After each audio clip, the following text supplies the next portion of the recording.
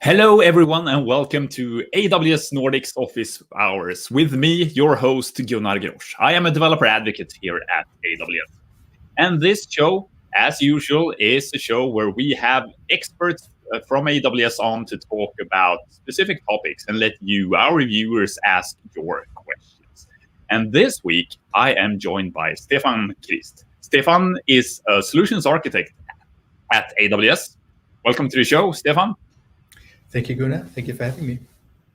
And this week, we're not going to talk about one single service as we tend to do. This week, we're going to talk about a solution that you built, Stefan. Before we jump into that solution, tell the viewers a bit about yourself. Yeah, so my name is Stefan Krist. As you said, I'm a solutions architect based in our Oslo office. I've been with AWS for a bit more than 2 years now. And I'm delighted to help customers all across the Nordics with their various problems and challenges that they have. So let's get to the topic then for the day and a solution that you've built. So tell us a bit about it. Yeah, so I wanted to get hands-on with our analytics services.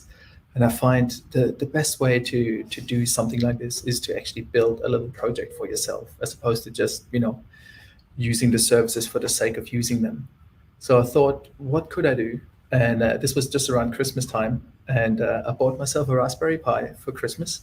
And I thought, what I can do is, I've heard of this really, really great DNS black holing distribution called Pi-hole.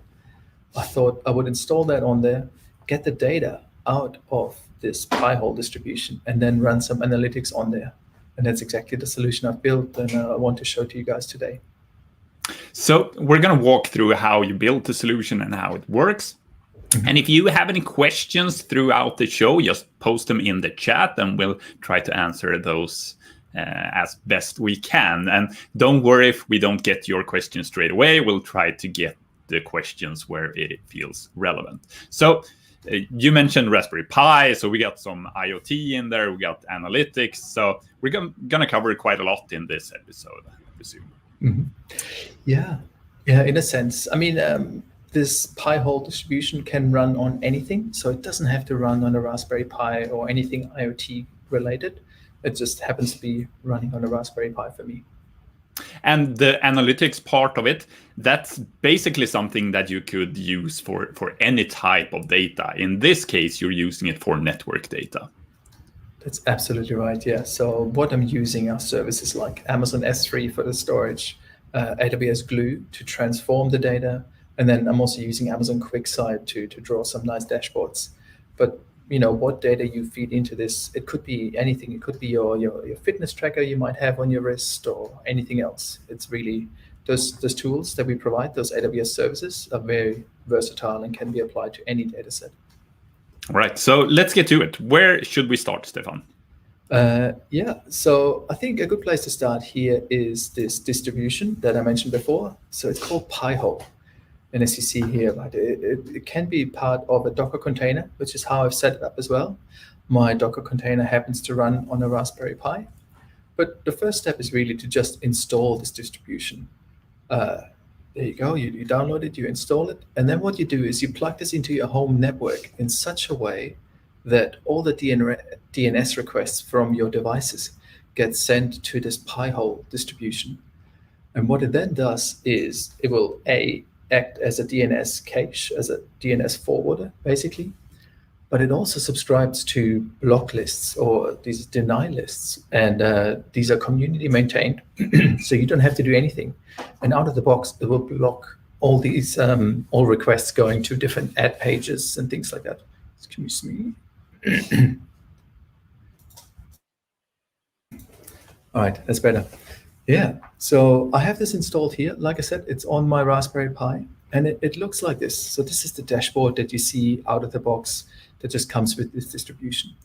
You can see in the background here, there's more DNS requests going.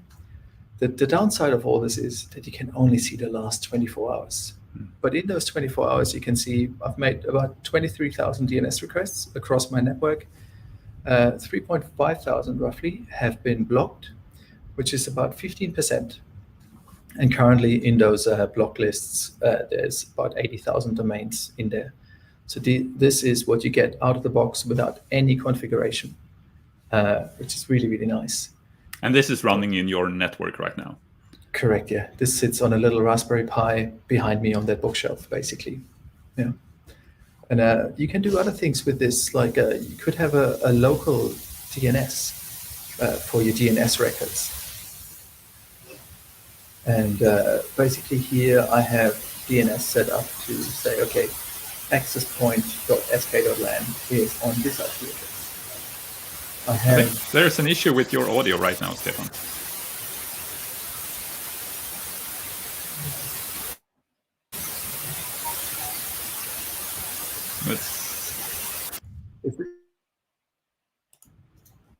How is that? Is that better? Yes, that's better. There you go. Apologies for that. Yeah, technical hiccups. Where did you lose me, Gunnar? Well, somewhere. No, we got through, and you showed us the first parts of Pi-hole, so we heard all of that. Okay, yeah. Sorry. Following on from here, so this is what you get out of the box. But with Pi-hole, you can also do other things. It's basically for those Linux sysadmins out there who may have used DNS mask in the past. It is a web interface for DNS mask. So I can set up my local DNS here as well, and I can have a mapping. So the domain name accesspoint.sk.lan is this IP address. And then I recently got a new MacBook from work. I had a 13-inch Mac. That was the, I think it's called Mac-SK. Now I got a 16-inch, which I've called the Big Mac, right? So I have this here as an IP address mapping. So this does my local DNS for the network as well. And there's a whole list of things, right? If you have a temporary problem because of this system, you could disable it either for 10 seconds, 30 seconds, or a quick 5 minutes.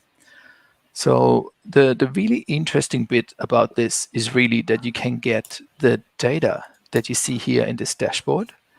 You can extract that using an API. And I have this GitHub repository here. And in there, there's a little bit of a description of what's happening. So there's a post on the Pi-hole discourse server that sort of explains how the API works and what you can do with it. And I've basically looked at that and written myself an API client in my favorite programming language, which happens to be Ruby. So I include here a bunch of libraries that I need. There's a gem in Ruby. Your libraries are called Ruby gems. Can you zoom in a bit, Stefan? Yeah, absolutely. There we go. One of those gems is called HD Party, and it is a gem that lets you make API requests fairly easily. So we define a bunch of environment variables at the top here. So an API token. And this runs as well inside of a Docker container, which is why this is sort of fed through as an environment variable. Yeah, we have an API token, a destination where the data gets written to, and these kind of things. And basically, we can scroll down here. These are some functions that we use throughout. But the program really starts here with this begin rescue, which is an exception handling call. So we send off a GET request to pi-hole/admin/API, including the API token. And then we get a response back. We'll pass that response into a string, but it is a JSON object. So we can actually say JSON.parse, and then that string will be interpreted as JSON, and we can work with that. Now here I have some exception handling around this. My Raspberry Pi starts every morning. I have it on a switch, so it turns off at night, including the wireless network and everything in the house. And then in the morning when it starts, on startup, sometimes this container starts before the Raspberry Pi API is ready, which is why I have this incremental back-off algorithm here, right? Where at first it sets the attempts variable to 1 if it's not set yet, and then it will sleep, in this case, for 4 seconds. It will retry. Then it will sleep for 8 seconds, and then for 12 seconds. And then once it's tried 3 times, then it will basically exit this. So a question there, not related to what you're just showing in code, but rather, why you're turning off your network at nighttime? I don't know. It's a tick that I have where I think, number one, I don't need it. So I turn the Wi-Fi off after hours. I feel like I sleep better. That could be 100% placebo. And I guess your network is open for attack and you're not looking at it. So if you shut it down, then that works as well. All right, makes sense. Yeah. So once we have the response back from this API, basically what we do then, we check if it's empty. And if it is, we'll just exit and say, okay, we didn't receive anything, nothing to do here. And otherwise, we just say, okay, we have some entries. And then we'll start off by deleting the old files that may be around in this /data. These are the methods that we have up here, right? There's a debug message that will just print the message with a timestamp. Then delete will basically go through and delete all existing JSON files. These are just some little helper methods that we need. The next step is to basically break down the data that we get on a daily basis. So what I do is I use a dictionary or a hash where the key is the current day and then the value is all the records that we have for that day. So you get this key value mapping of, maybe yesterday, today, whatever the day might be, and then all the values we have for that day. Because the API can give you, I would say it's up to 24 hours worth of data. So if you run it, then you might have some data from today as well as yesterday. So we separate this by day. And then here we basically set a marker. First, we set that marker to a known good value. And then we read a file. If that exists, then we override the marker with the latest value, and not only this known good value. Mm. And then afterwards, we basically write it as partitioned data into the file system here.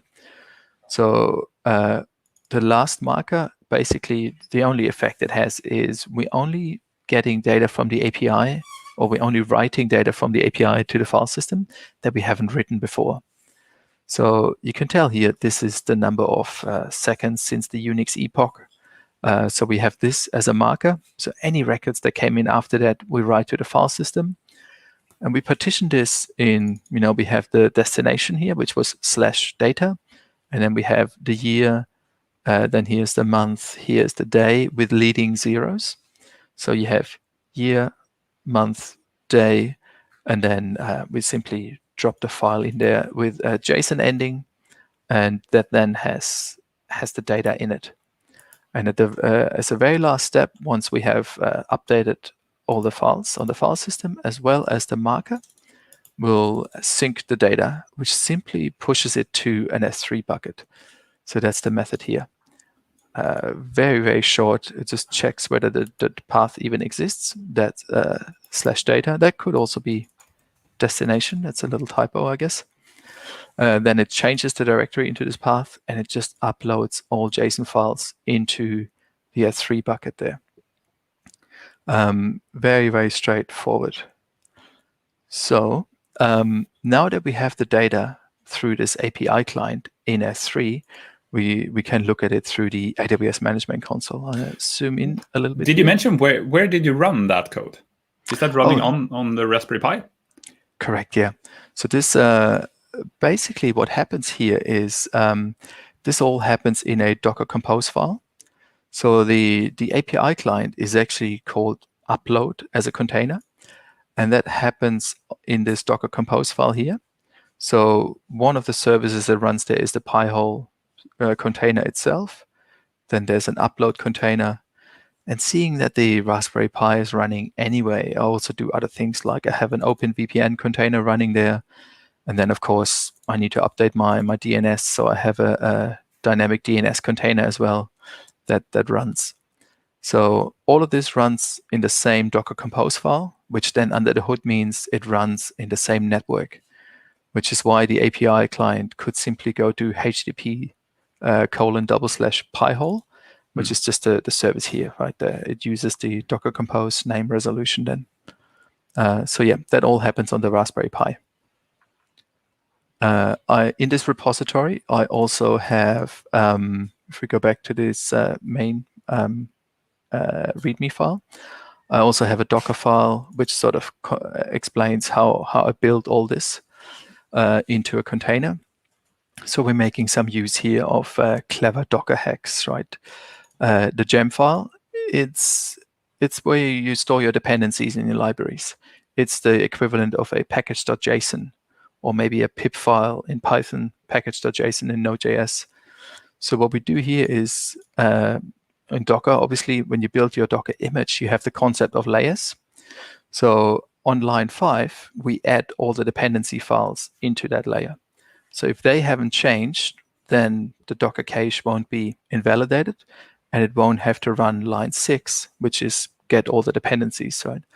But if I update my dependency files, then this will invalidate all layers below it, and it will actually do the fetch all the dependencies step again.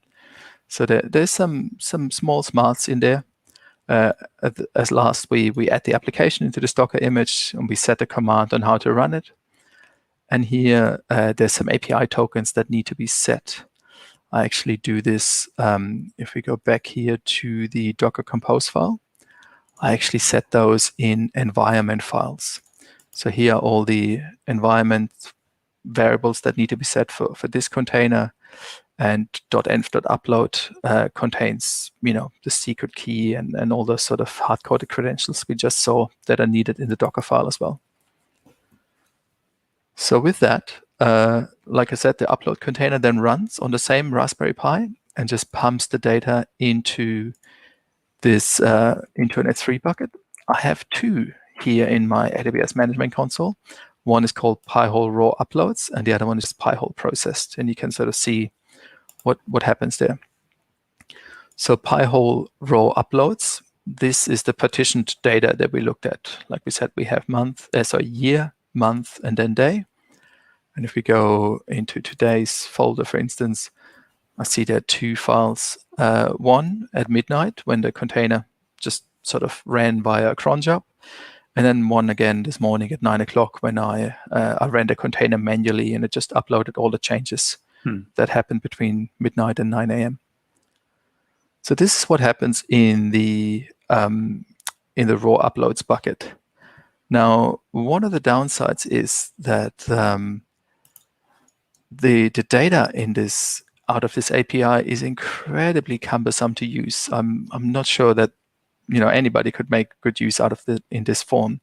So it comes out as JSON, but it's only got one key that's called data, and then the value of it is a nested array, where so it's an array of individual arrays, and in each individual array you get like the first value here is a timestamp. And the second value is what type of DNS request was it? Was it an A request, quad A? This is a pointer record here. Then where did the request go to? How was it answered? And like some other interesting bits, which makes it really hard to use. So the next thing we need to do is use AWS Glue to really wrangle that data and actually give us something that we can work with. So for that, I've written myself an AWS Glue job.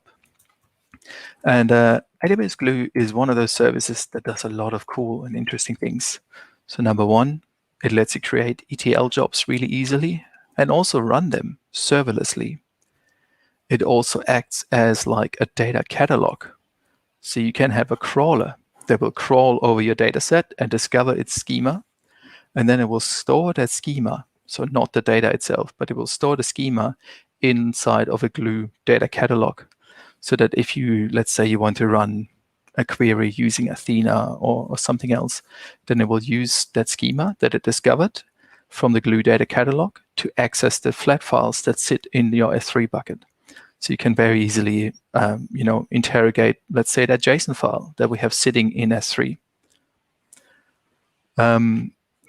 We're not going to do much with that now. I think it's more interesting to look at the Glue job first. So Glue supports several different ways of running serverless ETL jobs. So you could write a job in plain old Python. You could write a job in Scala, or also in PySpark, which is sort of the fusion of Python and the Spark extension. And that's exactly what we've done here as well. So I have this Pi-hole raw job, and the real magic, I mean, I can edit this job, but there isn't much to be seen. There's like, where do you store the scripts behind the scenes? What IAM permissions does it get?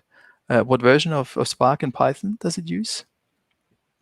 And yeah, that's really it. Right? There isn't much. So the real magic of this Pi-hole process Pi-hole raw job is in the script. So if we look into that here now, let me see if I can make that a bit bigger as well. Okay. Somewhat. Actually, I think this is the magic button. Yeah, okay. So we see here the first 9 lines. That's just imports, all the things that AWS Glue needs to run this job effectively. Then the next thing here is fetching in some arguments that are passed in to that job. And interestingly enough, there is a job name that gets passed into this. And that's sort of then, that's later on used to create a job initialization. And the job is part of a Glue context. Luckily, AWS Glue does all of that for you, and you don't have to worry about that too much. Then here, that's something I've added. That's just using a Python logging system so that if I want to write some debug output while I'm doing this, I can sort of get more input in what my job is doing, as opposed to the defaults that you already get with AWS Glue. Now, AWS Glue has this really, really cool feature called Glue Job Bookmarks. And that's basically setting a bookmark at some point in time of how much data you've already read. So in my case, with the S3 bucket, I could upload files and files and files. And when I run the job again, it knows, okay, I've read X amount of files already. I only need to read the data that is new. So that's what AWS Glue Job Bookmarks do. They sort of bookmark the data you've already read so that when you run the job again, it won't reread that data and reprocess it. And that makes sense because the data set is probably continuously growing. So exactly, yeah. And it's an optional feature, but you can enable this, you can disable it. Disabled is actually the default, so you have to enable it if you want this. I'm guessing this is because we want to keep things backwards compatible, and we didn't have Glue bookmarks in the beginning. But yeah, I don't see any reason not to use it if that is the desired behavior, of course. The one thing I sort of struggled with a little bit when writing this job is there's this transformation context argument that's sort of illustrated here that you can pass into your Glue context.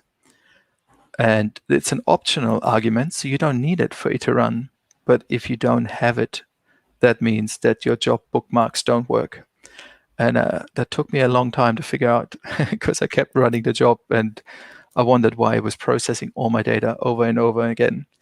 Eventually, I actually read the documentation, and sure enough, we mentioned that in our troubleshooting steps, and it's in there. But yeah, I ran the job far too many times before I figured that out myself.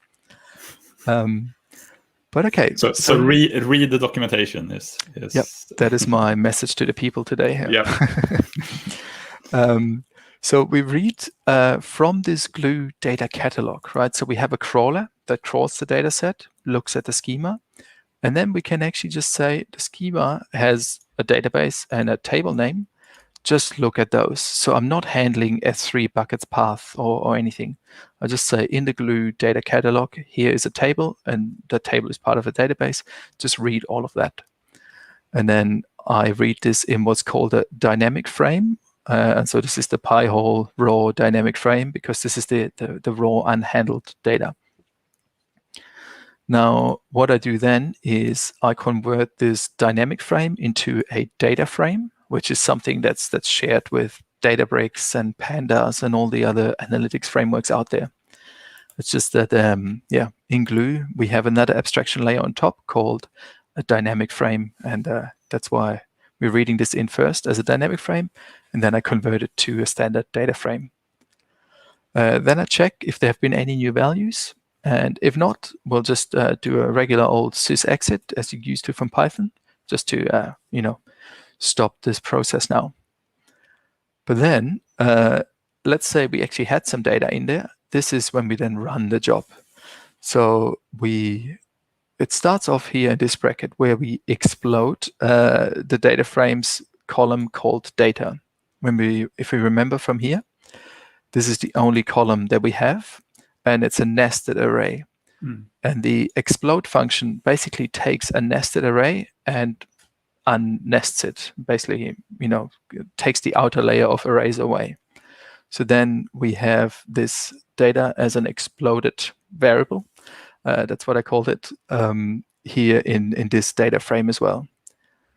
And then we're processing it. So we're saying processed, a new data frame equals, and then we're selecting the exploded data frame from up here. And we're actually giving the individual columns that we have now an alias.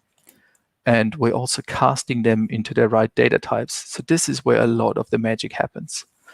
So the first element in our array, we remember, was the timestamp since the 1st of the 1st, 1970, as in the number of seconds.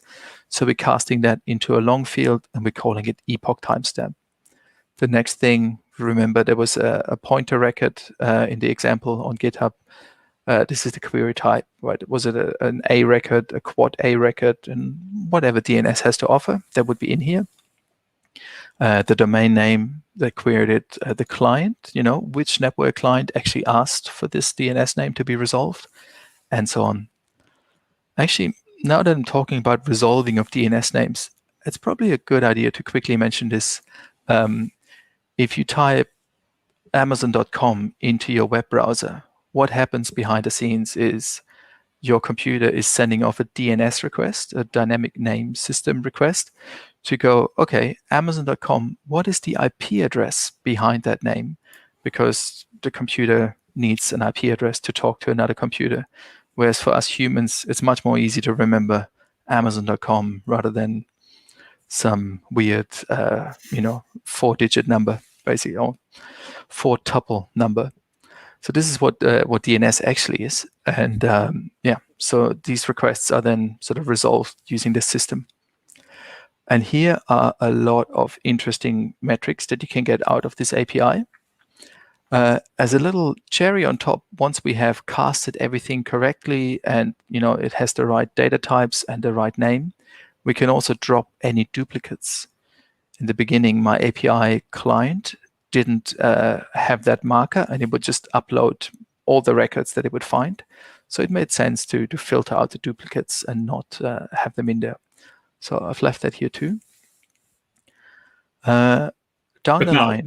Now that you have the marker, there shouldn't be any duplicates. Is that correct? That's correct, yeah. There shouldn't be any duplicates. But still keeping it in. Yeah, exactly. Yeah. I've left it there because sometimes I reprocess the whole data set, including initial duplicates, and that's just because I'm playing around with the job or whatever. So it's still there because every now and then I run across my old data before the ETL or the upload job has changed. Now down the line, I'm working with Amazon QuickSight to produce nice dashboards and give me an overview of what's happening. Amazon QuickSight doesn't play well with the Unix epochs timestamp. So what I'm doing here is I'm actually casting this. So I'm looking at the epoch timestamp column from here, which is in processed epoch timestamp, and I'm casting this to a data type timestamp where it's actually then a more human readable format that Amazon QuickSight can understand as well. And that's all this job is really doing. After that, we then just create a new Python dynamic frame out of this timestamp data frame that we've created here. And then we write that back. And this time we actually write it to an S3 bucket. So it's not written to a Glue data catalog schema, although we could do that as well. But in this case, we just we write it straight to an S3 bucket, and we also convert it. So it's now in the Parquet format, Apache Parquet, as opposed to the JSON format that we read it as. So that's all that job is doing, and it's very, very valuable. So yeah, Gunnar, go ahead. No, I was just going to say, if you just joined us, this is the AWS Nordics Office Hours. I'm joined today by by Stefan Krist to talk about how to get network insights using analytics. And Stefan has walked us through how he's using a Raspberry Pi in his home network. And on that Raspberry Pi, he's running open source software called Pi-hole.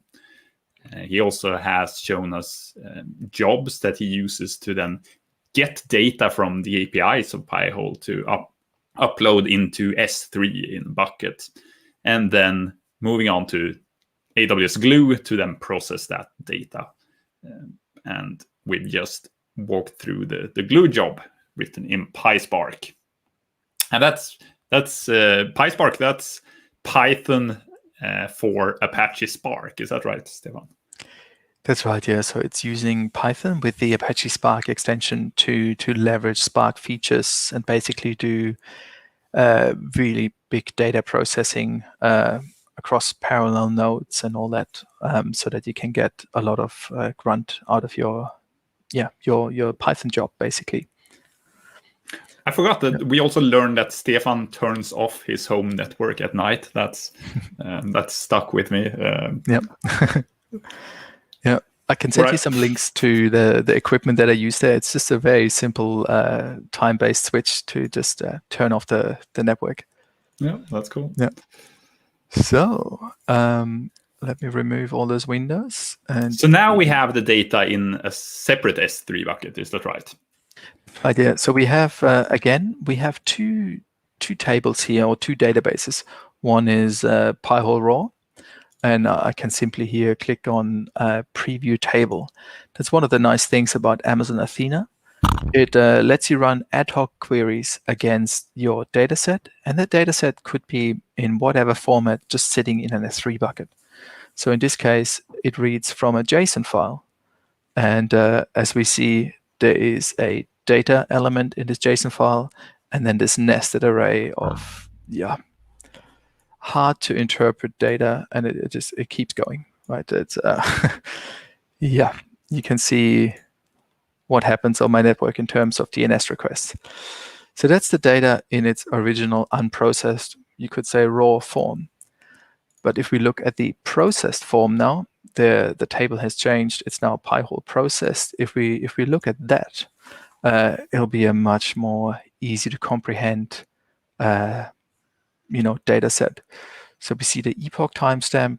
Again, that's something that we weren't very happy with, and there's actually a line in this PySpark job to also add a column to it called timestamp, which I can then use to filter in Amazon QuickSight. But also, if I personally look at it, I look at this column and not the seconds since the first 1970. Makes sense. Yep. So there's some interesting values here as well. The query status is 2 and 3 and 1. The reply is 0, 4, and 3. This delay of how long it took to answer this, that's interesting. So there's a lot of value we can get out of this data set. One thing I quickly wanted to show is how I actually trigger this whole chain. So initially I thought, it's probably a really smart move to use an AWS Lambda. Whoopsie. Let's do this way, to use an AWS Lambda. And basically just trigger it. Whenever somebody puts an object into my S3 bucket, the raw uploads bucket, then it will simply trigger the Glue job. But then I realized sometimes I'm uploading more than one file at a time, and I only want the job to run once at a time. So I've written this Lambda function here that doesn't start a Glue job, but in fact a Glue workflow. So again, this comes out of environment variable here. It's stored as workflow, and then all I'm doing is saying Glue start workflow run. And if you have an AWS Glue workflow, you can set how many concurrent runs should be acceptable.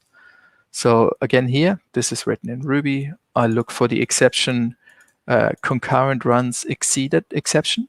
And if that happens, I just say, hey, the workflow is already running, and I exit gracefully with an error code of 200. Any other exception that might be thrown here will still raise an exception, and I can debug it from there.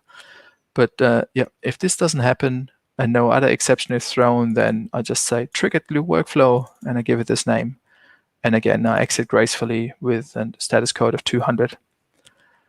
In the configuration, we can see the glue workflow name here as environment variable, and it is called Pi-hole workflow. And we can take a quick look at that here in the Glue console. So there's this Pi-hole workflow. Now, I'm not sure. I think, yeah, the zoom works well enough. So once this workflow is triggered, it actually starts by crawling the Pi-hole S3 bucket. This is the raw uploads bucket. It will crawl that here, Pi-hole raw uploads. And then if that's succeeded, so this is a conditional trigger here. If the crawler has succeeded, it will then run my glue job, that process Pi-hole raw PySpark job that we looked at. And if that's succeeded, so then we have new content in the processed S3 bucket, then it will run a crawler across that bucket. So yeah, you can see that sort of here. Yeah. Yeah, sort of. Hang on, let me make it a little bit smaller. Yeah, Pi-hole processed. I hope you can still see it. But that's basically the entire Glue workflow. Can I? Yeah, I can move it a bit. There we go. That's the entire Glue workflow. So we're starting off, we're triggering the crawler. If that worked, we're triggering the processing job. If that worked, then we're crawling the process bucket as well. Which makes it really nice because then it's one flow for the whole thing. Yeah. And what does it mean when you're crawling the process data? Mm-hmm. Why are you doing that? What's the benefit of doing that? Yeah. So the benefit, once I have crawled that data, I can actually look at the latest values here in Amazon Athena. Basically, that just means a small program called a crawler runs over that data set and looks at what is the schema. So this actually happens again also here in the Glue console. I can look at that crawler. So here's the crawler that crawls the raw data set, and here's the crawler that crawls the process data set. And you can see it updated one table. And we can sort of look into that a little bit. We can see when it last ran. No, sorry, when it was last updated. That's not the last run. And basically, it will then go ahead and update certain tables, right? So we can see the database, this process or this crawler will update is called Pi-hole processed. And it will just look in this Pi-hole processed S3 bucket for new information. So if we go to my databases here, they're the two Pi-hole ones. So the crawler will actually update this database. In this database, we have one table. So if I click here, we can see the tables. Yeah, this is a little console bug. So in the Pi-hole process database that I'm filtering for, there's only the Pi-hole process table. I don't know why it shows the Pi-hole raw database as well, but we'll just ignore that. So in that Pi-hole process table, I can now see what are the table properties, like how many objects do I have in there, how many records, what's the average size, and I can also look at the data set that the crawler has discovered, basically. And that's why we run that crawler, just to have the latest and greatest in there. So if I didn't run the crawler after every run, then the new data wouldn't be available to Amazon Athena, and in turn also it wouldn't be available to QuickSight. So that's why we crawl the source bucket and we run the process. And then once the process data is in the process bucket, we'll run the crawler across that as well. And then we can look at Amazon QuickSight. So we see the dashboard already here, but I want to jump in somewhere else first, and that is the data sets. So I have a number of data sets here, but we are really only interested in the Pi-hole processed data set. So if I open this up, we can see here we've got about 2.85 million rows in there right now, and it gets loaded into Spice. Now, Spice is a calculation engine. It actually stands for the Superfast Parallel In-Memory Calculation Engine. Yeah, the S is really super fast. And it basically acts like a cache or cache, depending on where you're from, between your data source and Amazon QuickSight. The idea is if you have like an on-prem SQL server and you want to produce a dashboard for 100,000 users, then that one server might not be enough. So you load the data into Spice, and then it will scale to however many users you want to have. But one of the key things here is we can edit this data set and actually look at it on a very raw level. And we can also do really cool things like joins with other data sets. So we remember this is a Parquet data set that my PySpark job has written into this process bucket. I can then do a join on some CSV files that I've uploaded. And if we look into these files here, I can click on Show Preview Table. This is basically what I looked up in the source code of that DNS client, sorry, of the API for Pi-hole. So 0 means unspecified, 1 means it was a secure request, insecure, bogus, or abandoned. I must admit my DNSSEC isn't that great. I don't know what these really mean. It's good to have them though. For the query status, I think that's a bit easier to sort of get your head around. 0, again, seems to be reserved for unknown. Number 1 says gravity. And that's a weird one because gravity refers to a database that Pi-hole uses internally, where it keeps all the denied domain names. So anything that says gravity means that that request has been blocked. I think to make this more user-friendly, I should have called this like, blocked or something similar. But gravity CNAME. And I think blacklist is if I were to add something manually in my Pi-hole blacklist here. So I can also add my own domains that are only blocked for me internally. Then they get their own code in the API. Right.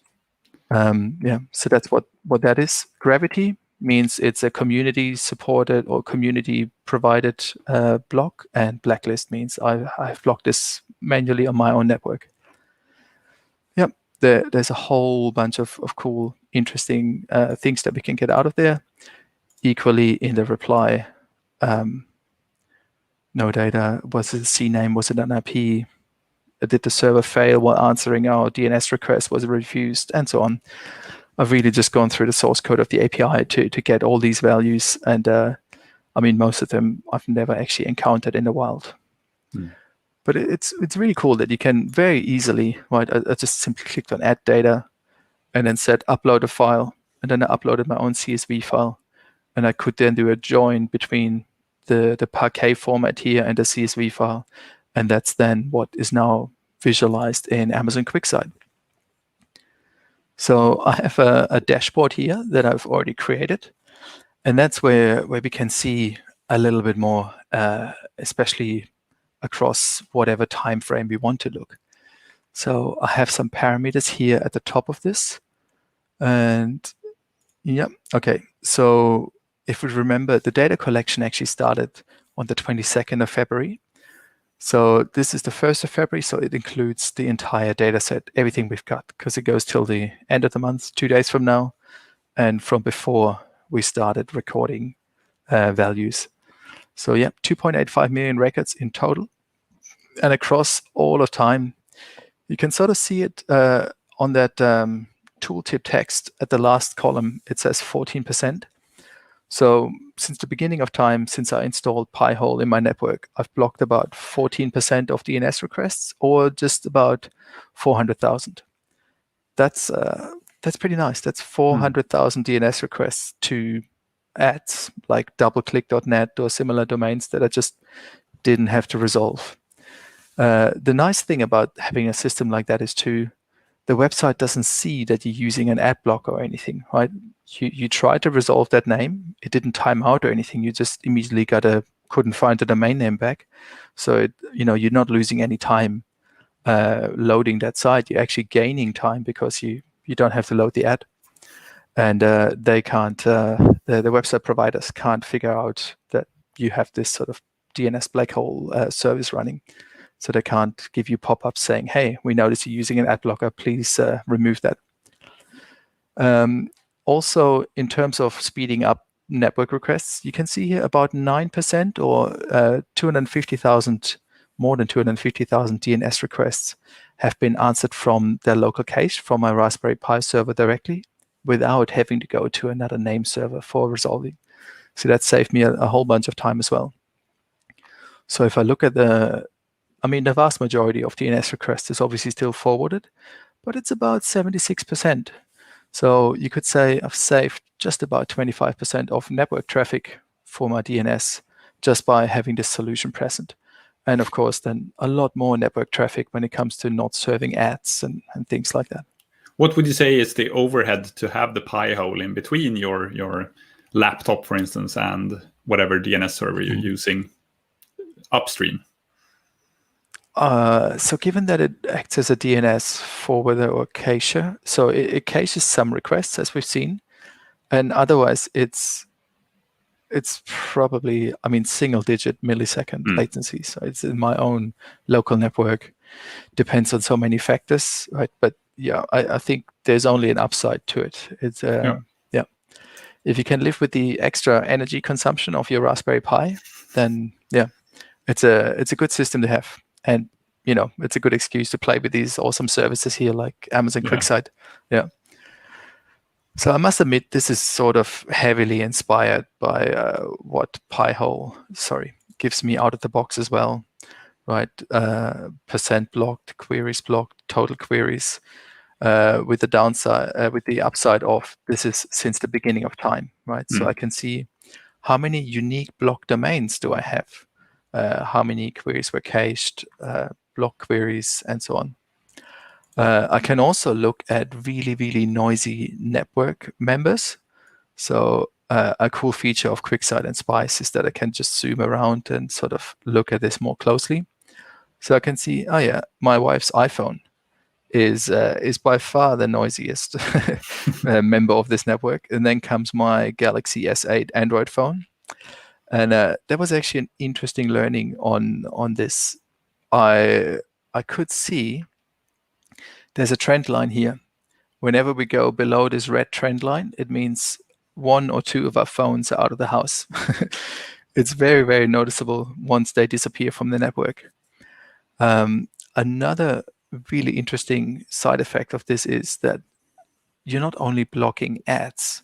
If I look at my top 10 block domains, which are here, I see appmeasurement.com, as.youtube, which is like a statistics system. You're also blocking a lot of the spying on you kind of services, which I'm also a fan of. So it's not just blocking ads, it's also blocking, network, I don't know what to call it, intrusion, network spyware, basically. All the tracking cookies and things like that, you can block out with this.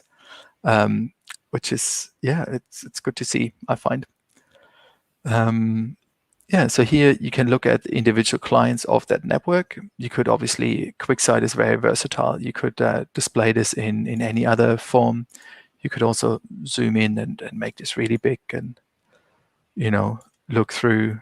The Big Mac, so my new laptop, that's, I haven't had it for that long, but it's already making quite a number of requests, and these are all blocked. So that it's blocking some stuff from my work laptop as well, which so far I haven't noticed as a bad thing. It's only through internet browsing, probably just blocking ads and other things. It's also really interesting to look at just overall how many queries per hour do you actually run. And if there are any outliers or whatever. So definitely here on that day, we've had some outliers, and I've looked into this a lot. Probably spent a lot of time with this that I shouldn't have. This was a Saturday afternoon when I think my wife and I were both watching YouTube on separate occasions, and I was in a Chime meeting, and I think that's not Chime's fault or anything. What probably happens is that they use a content distribution network, and the TTL for those DNS requests is very, very low.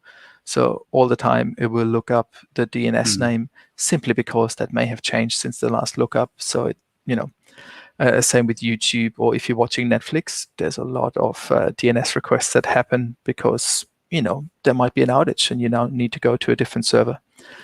But yeah, for this particular thing, we can sort of see here, it's March 20th, between 3 and 6 p.m. I've actually also gone ahead and instead of just having fancy dashboards here, I've created myself a second sheet on this QuickSight dashboard where I can look into the details of whatever I want to see, basically. So I can really drill down here and see every request that came in, like pointer requests, serve, quad A or A records, and so on. And I could now look at all those individual requests that I have there. Like I said, you can spend far too much time on this. But yeah, it was awesome fun to build and also, get a better understanding of what actually happens on my network. I think I had a really good kick out of that. You can see here the number of network clients. That's another thing. So 172.22.22.22 is the DNS name for my Mac. But when I first started recording the data, I didn't have that DNS name set up yet. So that's another thing I could do in that PySpark job and actually map all of those IP addresses to the same DNS name as my Mac so that they show up here under SK Mac. Or the Big Mac, for instance, ends in 34. Yeah, there it is, 34, right? So technically you need to add this onto that Big Mac column here as well.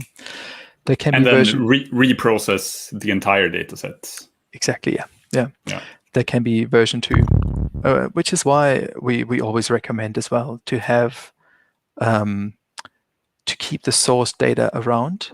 Ideally in a separate S3 bucket, as you've seen here in the solution as well, where you have your source bucket and then you keep that data unchanged. It's just the raw format so that if the ETL job changes, you can then reprocess the entire thing and stick it in the output bucket. Yeah. In fact, and if you have large data sets or vast amount of data, you can make use then of intelligent tiering or lifecycle policies to perhaps save on that data that you rarely or infrequently use. Mm-hmm. That's exactly right, yeah. So all of the features of Amazon S3 are also at your disposal, and you can, look into that. Yeah. So a question for you then. Mm-hmm. I think you said, was it 2.8 million records about now? Yep. Mm-hmm. Where do you see, or are there any limits you might hit? And where would those limits be when this data set keeps growing? Mm. Yeah, that's an excellent question. And the beauty of this is if you look at all the services we've used Amazon S3, we've used AWS Glue, Athena, and QuickSight. All of this is entirely serverless. So even if I made this dashboard public now, and we had 100,000 users hitting that dashboard at the same time, everything would just auto-scale behind the scenes. If I look into the logs of my PySpark job as well, I see by default, AWS Glue just dishes this out to 10 different hosts, which is overkill, to say the least, for the few DNS requests I have when I process them every 12 hours. But so this would automatically scale with it. So I don't think I'll hit any limit apart from, maybe there's a capacity limit in the region. That's probably the only thing I can imagine. But otherwise, the services are set up in such a way that they will just auto-scale with the amount of data that comes in. So perhaps the Raspberry Pi will be the limit sometime in the future when you start having more and more devices at your home. Yeah, I could see that as well. That's probably the first thing to give up, yeah. Yeah. Mm-hmm. All right, so we're approaching top of the hour. Anything left you want to show, Stefan? Or I think no, this is all. Yeah. One thing I guess I can mention is going forward. So we have this project here on GitHub.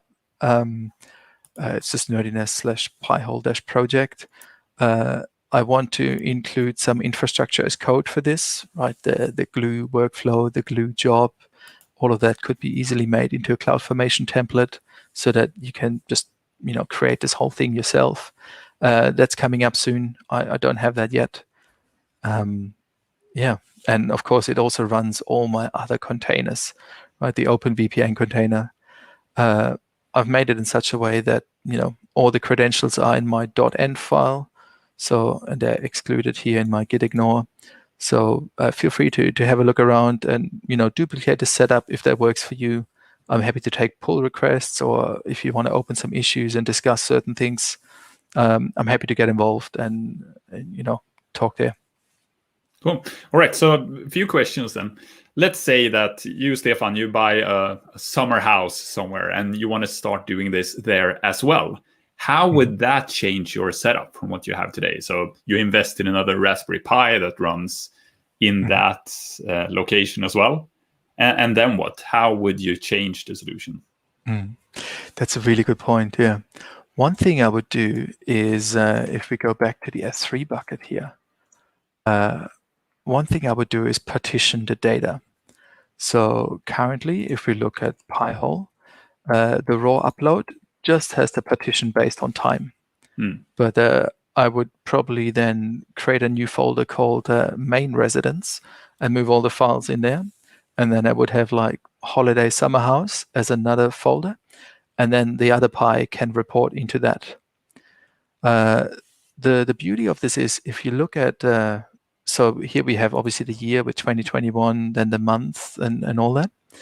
If we look at the table that exists in AWS Glue, so this is Pi-hole processed. What we want is Pi-hole raw. Tables in Pi-hole raw. You can see it recognizes these partitions here. So partition 0 would be the year, partition 1 is the month, and partition 2 is the day, exactly as the folder structure is in S3. So by partitioning this one further in main residence and summer holiday house, then you could easily access this, and you didn't have to change the Glue job much to actually feed that into it. So that's how I would extend it. All right, cool. And then let's say that one of our viewers has watched this hour and thinks this is really, really cool, but I don't have the need to use this type of data. I have some other type of data that I want to use analytics on. What changes would you need to do to be able to just use the same type solution, but for a whole other data set? I think the main change is, of course, in that ETL job that processes the raw data to whatever format you want it to be in. So I think that's really where you need to make the most drastic change. Everything else, like you can use Athena to just look at the data ad hoc, and then of course QuickSight, you would have to create your own analysis and then publish that as a dashboard. But the Glue job is really where you need to make the most changes. You could continue with the same Glue workflow, where you have a crawler for the source bucket, then the job, and then the crawler for the process bucket. That can all continue, but the ETL job is where you need to do the most heavy lifting. Yeah, so that's basically what the contents of that raw data is. Exactly right. Yeah.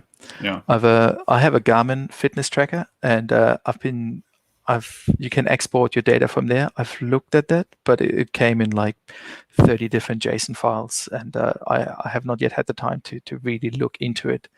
But yeah, that would be an interesting project as well, to really correlate your heart rate to, I don't know, your DNS requests maybe.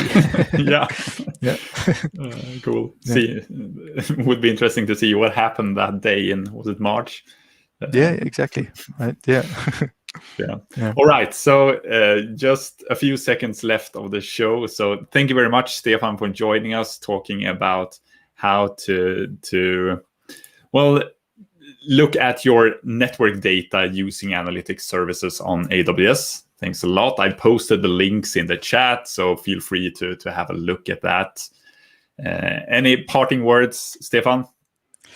No, nothing from me really. Thank you for having me, Gunnar. It's been a blast showing this, and I hope the audience had some fun watching us as well.